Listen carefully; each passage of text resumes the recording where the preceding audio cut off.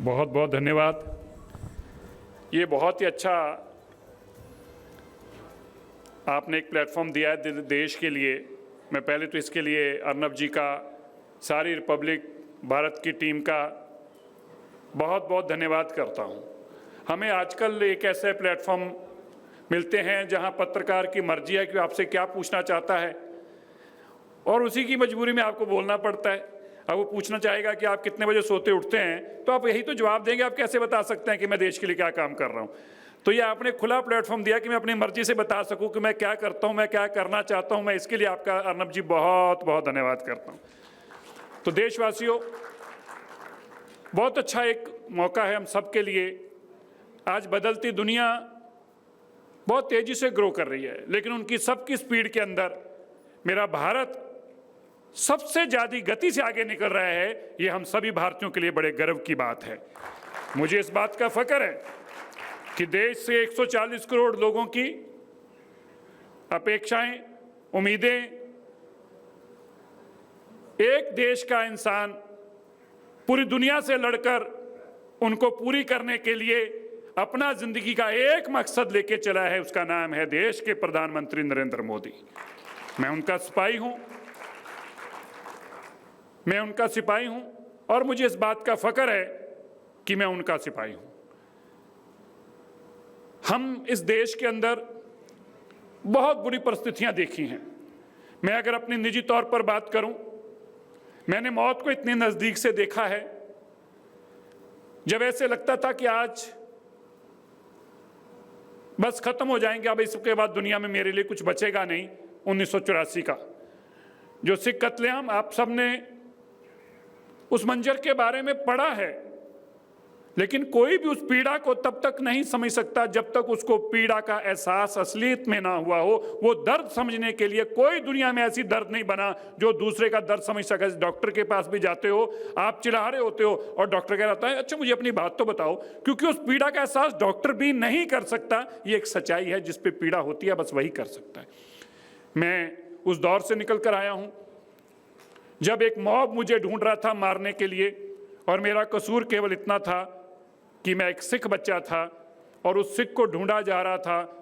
हैवानियत के वो लोग जो हैवानियत का नंगा नाच कर रहे थे 1 नवंबर, 2 नवंबर, 3 नवंबर 1984 को, मैं उस आज अपने टीचर का धन्यवाद करता हूं जिन्होंने तब मुझे अपने घर के एक चक्की के पीछे कमरे में छुपाकर बचाया। मैं उस अपनी टीचर को सलाम करता हूं, उस परिवार को कोटान कोट नमन करता हूं, जिनके कारण मैं आज आपके सामने खड़ा होकर अपनी बात को रख रहा हूं।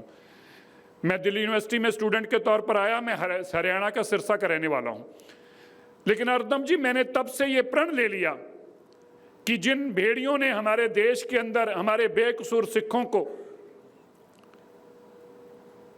जिंदा जलाकर, गले में टायर की आग लगाकर, टायर डाल डालकर आग लगाकर मारने का काम किया, इनको किसी भी सूरत में माफ नहीं किया जा सकता। अगर ये बख्शे जाएंगे, अगर ये बच जाएंगे, तो शायद इतिहास हमें कभी माफ नहीं करेगा। मैं उस दिन से, जब से मुझे मौका मिला, दिल्ली में पहले दिन से इस लड़ाई को लड़ रहा हूं और मुझे बताते हुए ये अच्छा लग रहा है। उन पीड़ित परिवारों के लिए हम निरंतर लड़े, और वो जो भेड़ियों के बड़े सरदार थे, जिनका नाम किसी का सज्जन कुमार, जगदीश टाइटलर, HKL भगत, कमलनाथ जैसे भेड़िए थे, जिन्होंने इनाम पाने के लिए हजारों बेकसूर सिखों को जिंदा जलाने का काम किया। 40-40 साल बाद उनको घरों से बाहर निकाल कर लाए हैं, आज तिहाड़ जेल के अंदर बैठे हैं। हमने अपनी लड़ाई का एक मकसद जिंदगी का समझा, इस मकसद एक है, और मुझे याद है उस मकसद में अर्नब जी ने तब हमारा साथ दिया जब यहाँ पे UPA की सरकार थी और वो भेड़िए अपने आप को ये बताते थे हम अनचैलेंजेबल हैं, हमें कोई हाथ नहीं लगा सकता। और हाथ लगा भी कैसे सकता था, कैसे लगा सकता था? जब देश का चुना हुआ प्रधानमंत्री मंच पर खड़ा होकर ये कहे पीड़ित परिवारों की बजाय, ये कहे कि जब एक बड़ा पेड़ गिरता है तो धरती हिलती है, ऐसी छोटी मोटी घटनाएं होती हैं, हजारों बेकसूर लोगों को मारने के लिए जस्टिफाई किया जाए, ये मुझे समझ नहीं आता। हिटलर के बाद ऐसी जस्टिफिकेशन किसी ने दी है? मैं इतिहास पढ़कर अभी तक ऐसी जस्टिफिकेशन ढूंढ नहीं पाया। एक ही जस्टिफिकेशन हिटलर के बाद अगर कोई है तो वो तब के राजीव गांधी का बयान है, जो आज भी हमारे कानों में उसी तरह गूंजता है जैसे एक कातिल किसी को मारने से पहले कुछ बोलता है, वो बयान हमें कानों में गूंजता है।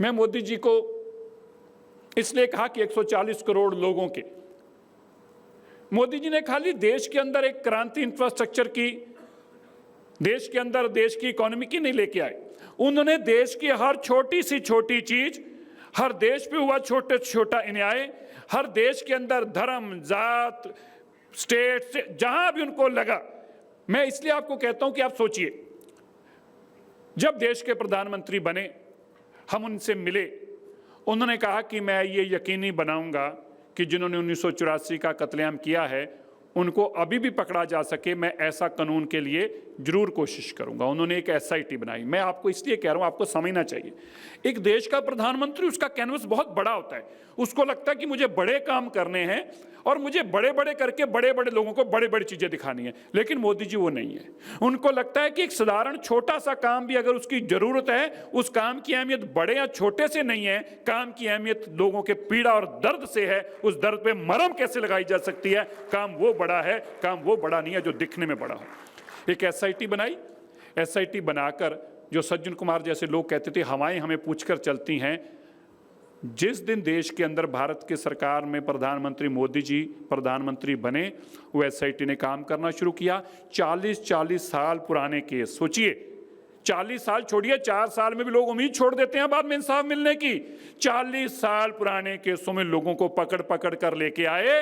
आज सज्जन कुमार जो कहता था मुझे हवाएं पूछकर चलती हैं, वो जेल के अंदर है पिछले 4 साल से। जो जगदीश टाइटलर को कहते थे इसको सारी क्लीन चिट CBI ने दे दी, वो सारी क्लीन चिट वापस ली गई और चार्जशीट करके आज वो चार्जशीटेड अक्यूज्ड है। जो कमलनाथ कहता था मेरे पे केस कभी चल नहीं चलता, आज हाई कोर्ट में उसका भी पेंडिंग है। ये पीड़ा जब उस माँ को, जिसके आंखों के सामने उसका घरवाला जिसने देश की लड़ाई लड़ी हो आर्मी के रूप में, उसको जब जिंदा जलाया, उसके बच्चों को जिंदा जलाया, एक बच्चा उसका अधमरा पड़ा, उसको कोई पानी नहीं दे रहा, और माँ प्रार्थना ये नहीं कर रही, माँ प्रार्थना ये नहीं कर रही कि मेरे बच्चे को जान मिल जाए, माँ प्रार्थना कर रही अपने बेटे को, कह रही है कि तुम पूजा करो, पाठ करो, तेरी जान, तेरे श्वास निकल जाए। एक माँ की कितनी पीड़ा होगी कि अपने बच्चे को गले में रखकर ये कह रही है कि तेरी सांस निकल जाए, ऐसे अरदास करो। और अपने घर का फर्नीचर तोड़कर अपने बच्चों को और अपने घर वाले का संस्कार किया। कोई पड़ोसी संस्कार के लिए दाग लगाने के लिए भी नहीं आया। ऐसी पीड़ा को हमने झेला है, और जब उस पर कोई मरहम मोदी जी जैसा लगाता है, इसीलिए हम कहते हैं कि हम उसके सिपाही हैं, उसने इस पीड़ा को समझा है। और 40 साल बाद कानपुर का मैं बताना चाहता हूँ, कानपुर की अर्नब जी मुकदमे भी दर्ज नहीं हुए। 40 साल बाद कानपुर के लिए SIT बना के, किसी की उम्र 80 साल होगी, 75 साल होगी, ऐसे 32 लोगों को कानपुर के ढूंढ के अभी जेलों में डालने का काम किया है। इस मोदी जी ने देश को बदलने का काम इसलिए किया है। छोटा न्याय, बड़ा न्याय, अन्याय अन्याय है, उसके ऊपर मरहम लगाना है मेरे प्रधानमंत्री का फर्ज बनता है, ना कि खड़े होकर यह कहना फर्ज बनता है कि जब बड़ा पेड़ गिरता है धरती हिलती है। ये अंतर बताता है इस प्रधानमंत्री की सोच में, उस प्रधानमंत्री की सोच में। भारत क्यों नहीं बदला? क्योंकि ऐसे लोग थे जो लोगों को मरवा के कहते थे बड़ा पेड़ हिलता है तो धरती हिलती है। अंतर था। आज देश कहाँ है दुनिया के अंदर?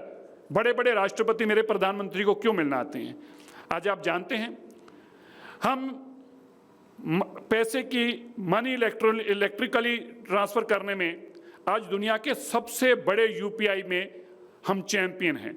हमारा मुकाबला हम कहाँ से शुरू हुए और आज हम देश के अंदर, दुनिया के अंदर, दुनिया में जितने UPI ट्रांजैक्शंस हो रही हैं, इलेक्ट्रॉनिक ट्रांसैक्शंस हो रही हैं पैसे की, उसका 60% अकेला भारत कर रहा है। ये भारत की आज ताकत और क्षमता है। दुनिया के अंदर इंफ्रास्ट्रक्चर के अंदर जितनी कंस्ट्रक्शन चल रही है, जितना रोड नेटवर्क बन रहा है, जितनी पूरी दुनिया में रोड नेटवर्क तेजी से बन रहा है, उस पूरे दुनिया का अगर हम बराबरी कर रहे हैं पूरे दुनिया की बनती सड़कों में, तो इस भारत में आधी सड़कें केवल भारत में उसके मुकाबले बन रही है जितनी पूरी दुनिया में बन रही हैं। ये इंफ्रास्ट्रक्चर में हमारी तेजी है। क्या हम कभी कल्पना कर सकते थे गति शक्ति नाम से इस देश के अंदर देश की लॉजिस्टिक्स को चाहे बाई एयर हो बाई सी हो, एक गति शक्ति देकर इतनी तेजी से उसको बदला जा सकता है कि जो 1 महीने के अंदर हमारे लॉजिस्टिक्स पॉसिबल होते थे, उनको 1 हफ्ते के टाइम के अंदर लाने का काम गति शक्ति के माध्यम से देश के प्रधानमंत्री ने किया है। मुझे ये बताते होते आज गर्व हो रहा है। आज दुनिया के अंदर स्किल डेवलपमेंट की इतनी अहमियत है, इसकी किसी ने अहमियत नहीं समझी। मेरे देश के प्रधानमंत्री ने समझी।